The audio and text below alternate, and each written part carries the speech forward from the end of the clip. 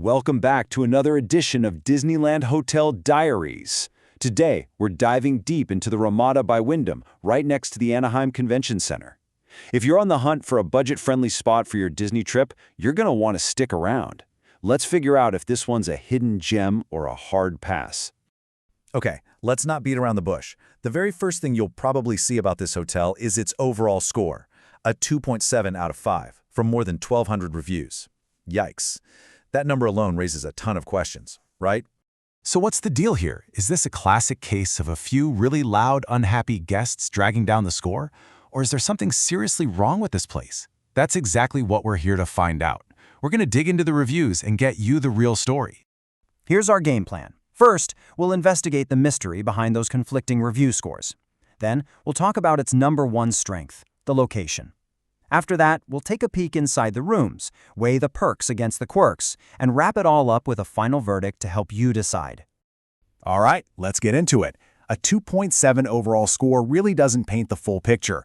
You have to break down the numbers to see what's actually going on, and trust me, it gets pretty interesting. And here's where things get wild. Just look at this. The location gets a fantastic 4 out of 5. People clearly love where it is. But then, whoa, the scores for cleanliness and the rooms themselves just plummet. This is the whole story of the Ramada in one chart, a killer location that might be hiding some pretty big problems. So, let's focus on that major high point first. A 4.0 is a great score. The location is, without a doubt, this hotel's biggest selling point. So let's see why everyone's so happy with it. As the name tells you, it's right by the convention center.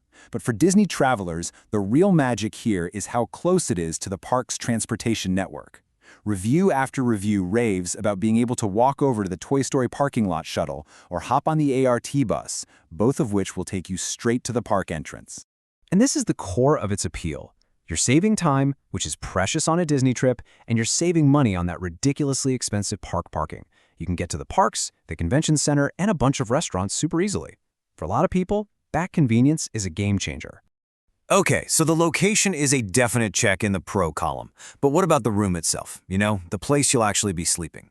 This is where that low 2.7 score starts to make sense. And it's really a tale of two completely different experiences. Now, let's start with the good. Some guests, like UCLA Traveler 9 here, were perfectly happy. They talk about getting these huge rooms, which is amazing if you're traveling with family, and you get the basics you need: a fridge, a microwave, a coffee maker. On paper, that sounds pretty good, right? And this is the image the hotel is selling: a nice, clean, modern-looking bathroom. This is the room you hope you're getting. It looks totally fine for a budget stay, nothing fancy, but it gets the job done. But then, you see pictures like this from other guests. This is the harsh reality behind that 2.9 cleanliness score. Multiple reviews talk about finding bugs and other major cleanliness issues. This massive gap between the hotel's official photos and what some guests are actually finding is the real problem. All right, this is where the rubber meets the road. Every hotel has trade-offs, especially in the budget category. So let's just lay it all out: the good versus the bad. So, in the pro column, you get free parking, which is a huge deal in Anaheim, you get free breakfast, and you might get a really large room. But in the con column, you're risking some serious cleanliness problems, you've got thin walls where you might hear your neighbors, and that free breakfast gets some very, very mixed reviews. Yeah, let's talk about those freebies for a second. The parking is a legitimate money saver, no doubt, but the breakfast is a total gamble.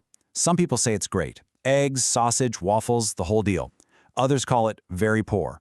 So while it's included in the price, you have to go in knowing the quality could be, well, inconsistent. Just a quick pause. If you're finding this breakdown useful for planning your own trip, do me a solid and hit that like and subscribe button. It really helps us make more of these explainers for you. Okay, let's bring it all home. We've seen the fantastic location, the super risky rooms, and the mixed bag amenities. So, what's the final verdict? Is this hotel the right choice for your vacation? Let's be really direct here. This hotel might be a good fit for you if, and these are big ifs, you are on a super strict budget, location is absolutely everything to you, and you literally just need a place to crash and shower between 14-hour days at the park. Most importantly, you have to be willing to roll the dice on those potential cleanliness and noise issues to save some cash. Now, if you do decide to book it, here are 3 pro tips to give yourself the best possible chance. First, always ask for an upper floor room to avoid hearing every footstep from above. Second, the second you get your key, go in and do a full inspection. Check the sheets, the bathroom, everything. If something's wrong, go back to the front desk immediately. And third, just lower your expectations for that breakfast. Think of it as a free snack to start your day, and you won't be let down. So it all boils down to this one question. Is a fantastic location worth the gamble on pretty much everything else? That's the trade-off you're making with the Ramada Anaheim. And ultimately, you're the only one who can decide if that's a bet you're willing to take.